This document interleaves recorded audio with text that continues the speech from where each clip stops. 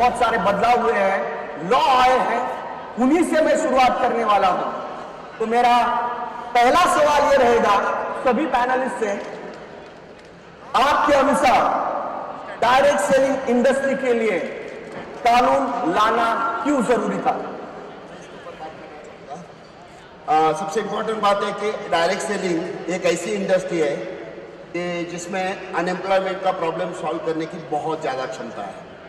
इसी के साथ साथ कम समय में ज़्यादा पैसे कमा कर देने की क्षमता है। और ये डायरेक्ट सेलिंग एक ऐसी इंडस्ट्री है जिसमें आज अगर देखा जाए तो लाखों लोगों ने अपनी एक अलग पहचान बनाई है और उन्होंने एक बहुत ज़बरदस्त करियर बनाया है। लेकिन वो है कि ये कुछ गलत कंपनियां, कुछ गलत लोग, कुछ गलत सोच की वजह से ये जो डायरेक्ट सेलिंग इंडस्ट्री है, ये इंडस्ट्री बदनाम हो गई थी। और जिसकी वजह से लोग इस इंडस्ट्री की तरफ थोड़ा अलग नजर से देख रहे थे। मतलब यहाँ पे अगर देखा जाए तो लोग सोचते थे कि ये जो डायरेक्ट सेलिंग इंडस्ट्री है, इसमें काम करना मतलब क्या है, तो अपना नाम खराब करना, अपनी फेस वैल्यू खराब करना। इसी के साथ साथ यहाँ पे समय और मेहनत जो है ये दोनों बर्बाद हो जाती है। और शायद ऐसी सोच कई सारे लोगों की थी। ये जो लोगों की सोच है, इस सोच को सुधारने के लिए, इस इंडस्ट्री को पावर देने के लिए और डायरेक्ट सेलिंग इंडस्ट्री एक करियर का एक बहुत बढ़िया, एक बेस्ट करियर ऑप्शन हो सकता है, ये लोगों को पता होना चाहिए। इसलिए 28 दिसंबर 2021 को गवर्नमेंट ने लॉ लाए। लॉ आने की वजह से क्या हुआ कि ये जो गलत सोच, गलत इंडस्ट्री वाले, गलत कंपनी वाले, गलत लोग जो है, ये ऑटोमेटिकली इस इंडस्ट्री से क्या हो गए, बाहर जाना शुरू हुआ। और उन लोगों को अंदर आने के लिए अभी वो रास्ता है ही नहीं, रास्ता लॉज ने टोटली बंद कर दिया। दोस्तों यहाँ पे एक बात करना चाहूंगा, जैसे गाड़ी का कार्बोरेटर अगर आ जाए गाड़ी में तो गाड़ी का स्पीड थोड़ा कम होता है, झटके मारती है गाड़ी। लेकिन अगर वो कार्बोरेटर का कचरा अगर निकल जाए, कचरा निकलने से क्या होता है, तो गाड़ी को स्पीड बहुत ज्यादा आता है। तो इस इंडस्ट्री को नीट एंड क्लीन करने के लिए और स्पीड बढ़ाने के लिए लॉ बहुत ज्यादा जरूरी थे, ऐसा मुझे लगता है। सर का सवाल था कि ये लॉ क्यों जरूरी है, तो ये समझाने के लिए थोड़ा मैं इस डायरेक्ट सेलिंग का इवोल्यूशन कैसे हुआ, बिकॉज आज का जो थीम है वो हमारा इवोल या तो इवोल्यूशन, मतलब उसको बोलते हैं उत्क्रांति। तो मैं थोड़ा वर्ल्ड वाइड ये इवोल्यूशन कैसा हुआ उसके बारे में थोड़ा डिटेल बोलना चाहूँगा। जैसे डायरेक्ट सेलिंग की जो शुरुआत हुई ये 1886 में अमेरिका में हुई। अभी डायरेक्ट सेलिंग का जो इनिशियली फॉर्म था वो ऐसा था कि एक कंपनी थी, उसके कुछ एजेंट थे और वो एजेंट घर घर में जाके प्रोडक्ट बेचते थे। उसके बाद ये धीरे धीरे इस इंडस्ट्री में ग्रोथ होने लगी और 1945 में 1945 में इसका एक नया फॉर्म आया जिसको हम बोल सकते हैं कि इवोल्यूशन हो गया। तो वहां पे मल्टी लेवल इनकम देने वाला, जिसको बोलते हम कॉम्पनसेशन प्लान चालू हुआ। अभी जैसे ये मल्टी लेवल इनकम देने वाला प्लान चालू हुआ, वैसे ही अमेरिका में ये बिजनेस 10 टाइम्स बढ़ गया। लेकिन हम बोलते हैं कि जैसे अच्छे लोग आते हैं वैसे बुरे लोग भी आते हैं। तो वहाँ पे बहुत सारी कंपनी आई, पिरामिड स्कीम्स चालू हो गए। फिर यूएस में 1968 में 1968 में रेगुलेशन आए। जैसे रेगुलेशन आए वैसा कुछ अच्छी कंपनियां, उनका जो ग्रोथ था जिसको बोलते हैं CAGR, कंपाउंड एनुअल ग्रोथ, जो 10 टाइम बढ़ गया। अभी देखो मैं ये क्यों बता रहा हूँ, बिकॉज ये हमको देखना है इवोल्यूशन, ये कैसे ग्रोथ होते गई, ये कैसे उत्क्रांति होते गई। अभी ये जब लॉ बन गए उसके बाद यूरोप में कुछ रेगुलेशन आए तो यूरोप में उसका ग्रोथ हो गया। उसके बाद पैन एशिया में 1973 में 1973 में सिंगापुर में रेगुलेशन आए, वहाँ भी ग्रोथ हो गया। उसके बाद 1978 में मलेशिया में, उसके बाद वियतनाम में। तो जहाँ जहाँ ये रेगुलेशन आए वहाँ CAGR, compound annual growth rate, ये बहुत ज्यादा हो गया। अभी हमको देखना है कि हम कहाँ थे उस टाइम। तो इंडिया में ये रेगुलेशन, मतलब जिसे हम बोलते हैं कि मल्टीनेशनल कंपनियां 95-96 में आए, लेकिन यहाँ कोई लॉ नहीं थे। और लॉ नहीं थे इसीलिए बहुत सारी चिट फंड कंपनी आई। अभी ऑल वर्ल्ड के सिनेरियो में इंडिया एक ऐसा कंट्री था वो सबसे पीछे था, मतलब पैन एशिया में हम देखा जाए तो सबसे पीछे हम रह गए CAGR में। अभी 95-96 में मल्टीनेशनल कंपनियां इंडिया में भी वही टाइम पे आई और चाइना में आई, लेकिन चाइना ने 2001 में लॉ बनाए, उसका CAGR बढ़ गया। देखो वापस मैं बोलना चाहता हूँ कि पूरे वर्ल्ड में हम एक ही कंट्री थी जो CAGR compound annual growth rate में दुनिया में सबसे पीछे थे। लेकिन अच्छी बात हुई 9 सितंबर 2016 में ये गाइडलाइन आ गए। अब ये जब गाइडलाइन आए तो गाइडलाइन आने के बाद 3 साल का बात बोल रहा हूं मैं, गाइडलाइन आने के बाद मतलब बिफोर कोविड के पहले की बात बोल रहा हूं, अगर पूरे वर्ल्ड में जहां जहां रेगुलेशन थे, जिस कंट्री में डायरेक्ट सेलिंग के बारे में रेगुलेशन थे, उसका जो CAGR compound annual growth rate में इंडिया ये पूरे दुनिया में 1 नंबर का कंट्री रहा है, जिसका एनुअल ग्रोथ 14% रहा है, 14% रहा है। मेरा ये समझाने का मतलब यही है, जब हमारे पास सिर्फ गाइडलाइन बने थे तो CAGR कंपाउंड एनुअल ग्रोथ ये 14% बना, जो दुनिया में 1 नंबर था। मैं बोल रहा हूं लॉ इंप्लीमेंट हो गए 28 दिसंबर 2021 में, आने वाले कुछ साल में पूरे विश्व में सबसे ज्यादा ग्रोथ ये इंडिया में रहेगा। इसलिए लॉ जरूरी है, इसलिए लॉ जरूरी है। क्योंकि इंडिया ये सबसे बड़ा कंज्यूमर मार्केट है, तो 100% ये CAGR जो है ये जबरदस्त तरीके से बढ़ेगा। जो यहाँ पर मेरे हिसाब से जो लो आए हैं ये डायरेक्ट सेलिंग इंडस्ट्री के लिए या डायरेक्ट सेलिंग कंपनियों के लिए ये तीसरी आंख का काम करने वाला है। ओके। जैसे कि आप कहीं से जा रहे होते हो रोड पे और होता है कि आप कैमरे की नजर में हो, हाँ। तो जैसे कैमरे की नजर है ऐसा लिखा होता है, पढ़ते हम लोग तो सतर्क हो जाते हैं कि यार हम कोई गलत काम नहीं करेंगे। लेकिन अब ये जो लो आया है ये डायरेक्ट सेलिंग कंपनियों के लिए तीसरी आंख है। अब ये तीसरी लो की आंख में, लो की नजर में ये कंपनियां रहेगी, तब जाके अब भोली भाली जनता को फंसाना इतना आसान नहीं होगा, ऐसा मेरा कहना है। और इस कंट्री के अंदर लो होता है, वहां पे अगर लो नहीं होता है तो उसकी जनता को बहुत सफरिंग करना पड़ता है। आज अगर मैं भारत की बात करता हूं तो यहाँ पे आज महिला कानून है, इसलिए आज हमारी माता बहनें सुरक्षित है। आज अगर मैं यातायात कानून की बात करता हूं तो आज हम रोड पे सुरक्षित हैं।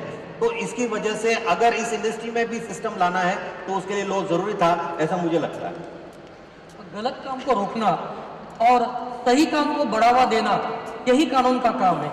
साथ ही साथ यह कानून ही तय करता है कि सही क्या है और गलत क्या है। और जो लीगली काम करना चाहते हैं, या वो लोग हो या ऑर्गेनाइजेशन हो, इनको एक सही दिशा दर्शक का काम यह कानून की वजह से होता है। इधर कुछ बोलना चाहता हूँ सर। हमारा जो कमजोरी होती है वो हमको बहुत नुकसान तक पहुंचा सकती है। एक अच्छी दिशा में देखा तो हमारा कमजोरी ही हमारा स्ट्रेंथ हो सकती है। हमारा देश का जो कमजोरी है हमारा पॉपुलेशन, हमारा पॉपुलेशन को स्ट्रेंथ में कन्वर्ट करने के लिए डायरेक्ट सेलिंग इंडस्ट्री महत्वपूर्ण काम करती है। इसलिए यहाँ पे एक लॉ आना बहुत जरूरी था।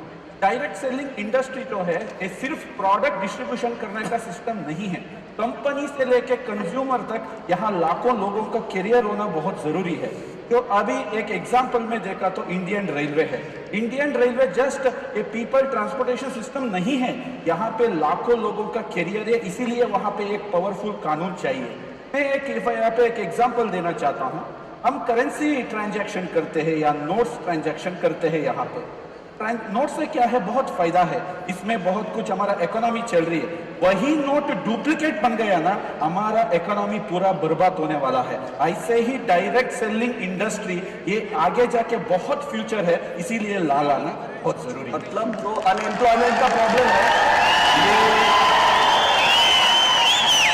अनएम्प्लॉयमेंट का जो प्रॉब्लम है ये भी इस इंडस्ट्री से सॉल्व हो सकता है। जी सर। हम लोग अब पॉल्यूशन की जब बात करते हैं, पोल की जब हम लोग बात करते हैं, तो हर एक इंडस्ट्री को इवॉल्व होने के उसके नियम कानून होना बहुत जरूरी है। बिना रेगुलेशन रूल्स के कोई भी इंडस्ट्री इवॉल्व नहीं हो सकती। एग्जाम्पल के लिए अगर हम लोग बात करते हैं, इंश्योरेंस का जो इंडस्ट्री इंडिया में ये बहुत पहले से चालू है, लेकिन इसमें इवॉल्वमेंट की अगर हम लोग बात करें तो वो आई जब IRDA ने इसके लिए रूल्स लाए थे। तो सेम डायरेक्ट सेलिंग के साथ भी होने वाला है। देखिए, इवॉल्वमेंट की एक प्रोसेस होती है बेसिकली। तो कोई भी चीज़ को सबसे पहले प्रॉब्लम आता है, प्रॉब्लम जब आइडेंटिफाई होता है तो उसके लिए रिक्वायरमेंट जनरेट होती है सॉल्यूशंस की, और जब सॉल्यूशंस निकलते हैं तो वो सॉल्यूशंस में से इवॉल्वमेंट होता है। अभी एक डायरेक्ट सेलिंग की अगर हम लोग बात करें तो इसके प्रॉब्लम्स क्या थे वो समझना पहले इंपॉर्टेंट। देखिए ये डायरेक्ट सेलिंग जो है ये इंडिया में 95-96 के आसपास आया था, और उसके पहले इंडिया में जो चलता था उसको मनी सर्कुलेशन वाला स्कीम बोलते थे, पॉन्जी मनी सर्कुलेशन, या फिर जहाँ पे बस पैसे का लेन देन होता था, प्रोडक्ट वगैरह कुछ होता नहीं था। तो ये जो डायरेक्ट सेलिंग की उस टाइम पे नेटवर्क मार्केटिंग बोलते थे इसको, तो ये नेटवर्क मार्केटिंग की कंपनियां जब इंडिया में आई तो इन्होंने सेम मॉडल अपनाया। भले ही वो नाम देती थी वी आर नेटवर्क मार्केटिंग, लेकिन वो मॉडल उन्होंने वही अपनाया था, मनी सर्कुलेशन वाला। तो उसमें होता क्या था कि लोगों से पैसे लिए जाते थे, लोगों को जोड़ा जाता था, और जोड़ते जोड़ते नेटवर्क बनाया जाता था, और लोग इसी को नेटवर्क मार्केटिंग समझने लगे। फिर ये प्रॉब्लम गवर्नमेंट को आइडेंटिफाई हुआ कि मनी सर्कुलेशन चल रहा है। उसके बाद आपको याद रहेगा गवर्नमेंट ने मनी सर्कुलेशन एक्ट लेके आए थे। तो मनी सर्कुलेशन एक्ट के आने से वजह से क्या हो गया, ये जो मनी सर्कुलेशन वाली कंपनियां थी जिनको लगा कि अभी हमारी दुकान नहीं चल सकती है, तो बहुत सारे कंपनियों ने शटर डाउन करना शुरू कर दिया था। लेकिन उसमें भी कुछ जुगाड़ू कंपनियां, हम लोग जिसको बोलते हैं, तो ऐसी जुगाड़ू कंपनियां उस टाइम पे भी थी जिन्होंने नाम के लिए कुछ तो प्रोडक्ट उसमें इंट्रोड्यूस किया, और वो प्रोडक्ट ऐसे होते थे ना जो किसी काम के होते थे और हाई वैल्यू वाले प्रोडक्ट होते थे। उनका मकसद ये नहीं होता था कि लोगों को अच्छे प्रोडक्ट दिए जाए, उनका मकसद ये था कि बस जो गवर्नमेंट ने जो इम्प्लीमेंट किया है, जो बोल रहे हैं मनी सर्कुलेशन एक्ट नहीं करना है, तो उसको दिखाने के लिए कुछ तो प्रोडक्ट वो लोग लेके आ जाए। तो फिर ये वापस कुछ साल ऐसे ही चला। ऐसे चलने के बाद वापस गवर्नमेंट को ये समझ में आया कि ये कंज्यूमर का वापस ये लोग फ्रॉड कर रहे हैं, ये चीटिंग कर रहे हैं, ये वैल्यू फॉर मनी नहीं दे रहे। तो फिर उसके बाद गवर्नमेंट ने 2016 में एक गाइडलाइंस इशू की थी। गाइडलाइंस में बहुत सारी चीज़ें थी, और वो गाइडलाइंस आने के बाद भी बहुत सारी कंपनियां डाउन हो गई, शटर डाउन करके निकल गई। लेकिन वापस जो बोलते ना कि और कुछ ना कुछ तो जुगाड़ू बचती है, तो उन्होंने वापस कुछ तो जिसको वे आउट बोलता है वो वे आउट निकाल के उन्होंने वापस वो चीज़ करना स्टार्ट किया। कंज्यूमर वापस उसमें फंसते गए, वापस उनकी लूट होती गई, और जब वापस ये प्रॉब्लम आइडेंटिफाई हुआ, रिक्वायरमेंट जनरेट हुई, तो फिर 2019 में आपको पता है कंज्यूमर प्रोटेक्शन एक्ट गवर्नमेंट लेके आया। तो कंज्यूमर प्रोटेक्शन एक्ट की वजह से कंज्यूमर को बहुत सेफ किया था गवर्नमेंट ने, लेकिन वापस प्रॉब्लम वही था, वो ट्रेडिशन को लागू था। Consumer protection act was applicable for the traditional market, वो डायरेक्ट सेलिंग के लिए लागू नहीं था। फिर यहाँ पे वही प्रोसेस चलता रहा, लोगों की लूट चलती रही। अंत में जो 2021 में दिसंबर में जो लॉज आए, अब ये लॉज भी आप ठीक से देखते हो तो ये कंज्यूमर मिनिस्ट्री के अंतर्गत आते हैं और कंज्यूमर अफेयर्स के, और इसको नाम दिया गया है कंज्यूमर प्रोटेक्शन ब्रैकेट में डायरेक्ट सेलिंग एक्ट करके दी गया है। तो इन्होंने क्या किया है, कंज्यूमर प्रोटेक्शन को डायरेक्टली डायरेक्ट सेलिंग के साथ अटैच कर दिया है। तो जो भी रूल्स अभी नियम जो कंज्यूमर प्रोटेक्शन एक्ट के लिए लागू होते हैं, वो सारे के सारे डायरेक्ट सेलिंग को लागू होने वाले हैं, जिसका मतलब कि ये इंडस्ट्री अभी 100% सिक्योर होने वाली है। और एक बात मैं करना चाहूँगा, हम भारतीय है, हमारा डीएनए है कि हमको सिक्योर जॉब चाहिए। लोग बोलते हैं ना हमें गवर्नमेंट जॉब चाहिए, क्यों चाहिए? क्योंकि लोगों को लगता है कि ये सिक्योर जॉब है। ओके। तो पहले डायरेक्ट सेलिंग में लोग ज़्यादा आते नहीं थे, बिकॉज उनको लगता था इसमें गाइडलाइंस नहीं है, कुछ नहीं है, सिक्योर नहीं है। लेकिन अभी ये जो गाइडलाइन लॉज आए हैं, इसके बाद ये इंडस्ट्री काफ़ी सिक्योर्ड हो चुका है, और इसलिए मुझे लगता है ये लॉ बहुत ज़रूरी थी। मतलब सचिन सर, आपसे ये आपके बातों से समझ में आ रहा है कि इस इंडस्ट्री में जो इस तरीके की कंपनियां थी उनके ऊपर अंकुश लगने वाला है, और लोग इसमें बहुत ज्यादा सिक्योर महसूस करने वाले हैं। तो मैं इसमें एक ऐड करता हूँ, सभी ने बहुत अच्छे पॉइंट दिए कि लॉ लाना की जरूरी था। तो लॉ आने से पहले हमारे देश में उन लोग कंपनियां स्टार्ट करते थे। नॉर्मली कोई ज़्यादा प्रोफेशनल कंपनी चलाने वाले लोग नहीं थे। कोई कंपनी में नेटवर्किंग किया, थोड़ा बहुत पैसा आया, उसको लगता था कि मैं एक बड़ा नेटवर्क करूँ, मैं ही कंपनी डालता हूँ। तो ऐसे एक नहीं 3, 4, 5 नमूने इकट्ठा होते थे और एक कंपनी स्टार्ट करते थे। और एक कंपनी स्टार्ट करने के बाद उनको पैसा जल्दी कमाना है, इसलिए वो जो नेटवर्क लेके आ रहे थे, वो नेटवर्क मतलब आज के हम डायरेक्ट सेलर बोल रहे हैं, पहले के डिस्ट्रीब्यूटर और उसका कंपनी के जो प्रोमोटर्स है, इनको एक ही टारगेट था कि जितना जल्दी हो सके हम पैसा कमाना चाहिए। अब ये कमाने के चक्कर में जो एंड यूजर है, जिसको हम कंज्यूमर बोलते हैं, वो कंज्यूमर को लालच देते थे, प्रलोभन दिखाते थे, और उसको जरूरत नहीं फिर भी उस टाइप का प्रोडक्ट उसको देते थे, और वो जो प्रलोभन लालच दिखाते थे वो एक्चुअल में फुलफिल नहीं होता था। और इस चक्कर में हुआ क्या, तो हमारे देश में जो कॉमन आदमी है उसका आर्थिक नुकसान बहुत ज़्यादा हुआ, वो चीट किया गया। और ये चीटिंग होता है ऐसा लोगों में एक तैयार हो गया मत प्रवाह, और इस वजह से ये इंडस्ट्री भी बदनाम हो गई। तो लॉ लाना क्यों जरूरी था? जैसे सचिन ने अभी बोला कि कंज्यूमर प्रोटेक्शन एक्ट के अंडर लाया, मतलब ये कंज्यूमर को अगर हम प्रोटेक्ट करते हैं तो ऑटोमेटिकली उसका चीटिंग बंद होना चाहिए, क्योंकि उसका मेहनत का पैसा है। तो बाय डिफॉल्ट क्या होगा, ये गलत लोग, लालच देने वाले लोग और शॉर्ट टर्म सोचने वाली कंपनियां, ये भी ऑटोमेटिक बाहर जाएगी। तो लॉ लाना बहुत जरूरी था, ऐसा मेरा मानना है। मतलब कंज्यूमर के बिहाफ से अगर देखा जाए तो Yes. इसमें पूरी तरीके से उसको सिक्योर किया गया है यहाँ पर इस लॉ के माध्यम से। सर ने सही कहा, लॉ लाना बहुत जरूरी था, क्योंकि लोगों को लूटने का कार्यक्रम बहुत सालों से चल रहा है। कई अब्ज करोड़ रुपया लोगों ने अपनी लुटाए है गलत कंपनी में, और डायरेक्ट सेलिंग के नाम पे ये लुटेरों ने कुछ लोगों की जीवन की पूरी पूंजी हड़प कर दी है। और लोग फंसना नहीं चाहिए, क्योंकि ये फंसे हुए लोग कौन है? या तो हमारे दोस्त है, रिश्तेदार है, रिलेटिव है, पड़ोसी है, मतलब ये सारे अपने लोग हैं, इसलिए वो फंसना नहीं चाहिए। और दूसरी बात अगर करते हैं तो प्लान के नाम पे लोगों को झूठे सपने दिखा के उनके सपनों के साथ खिलवाड़ किया गया, लोगों को गुमराह किया गया प्लान के नाम पे, लोगों को लालच दिया गया, फिर लोग लालच में अटक गए, कुछ लोग फिर उसमें भटक गए और कुछ लोग आखिरी में उसमें लटक गए। यानी तो लालच की वजह से बहुत प्रॉब्लम हो रहा था। और तीसरी जो चीज थी कि यानी जो ओनर लोगों की जो मानसिकता थी, यानी चलो छापो लूटो चलता है, ये मानसिकता कहीं ना कहीं तो बदलनी जरूरी थी, इसलिए लॉ आना बहुत जरूरी था। सर मैं इसमें कुछ बोलना चाहूँगा। थोड़ा सा आपने जो अभी कहा कि ये बुरा था, वो बुरा था, कंपनी बुरी थी, लोगों ने ऐसा किया। भाई ये डायरेक्ट सेलिंग बिजनेस जो है, जो अभी मतलब ये धीरे धीरे अभी आया हुआ है, डायरेक्ट सेलिंग का अभी लॉ बना है, तो ये कोई देखो ये आइडिया है, ये बिजनेस है, और बिजनेस या आइडिया कोई अच्छी या बुरी नहीं होती। देखो एक्चुअली व्हाट इज लॉ? अगर डायरेक्ट सेलिंग की लॉ की बात करते हैं ना, तो लॉ मतलब क्या होता है? लॉ मतलब डायरेक्ट सेलिंग है तो लॉ एंड प्रैक्टिस। देखो प्रैक्टिस इंपॉर्टेंट है। अभी चलो हमारा आज का प्रोग्राम का नाम है इवैल्यूएशन। मुझे पहले बताओ कि अभी बंदर से आदमी बना, ये क्या था? इवैल्यूएशन था। जब वो आदमी बना तो वहां पे क्या हुआ? व्यापार चालू हुआ। भाई व्यापार में भी इवैल्यूएशन हुआ कि नहीं हुआ? 100% हुआ। कैसे हुआ? पहले बार्टर एक्सचेंज था, उसके बाद में क्या आया? करेंसी आया। करेंसी आने के बाद में ट्रेडिशनल मार्केटिंग आया। ट्रेडिशनल मार्केटिंग के बाद में नेटवर्क मार्केटिंग आया।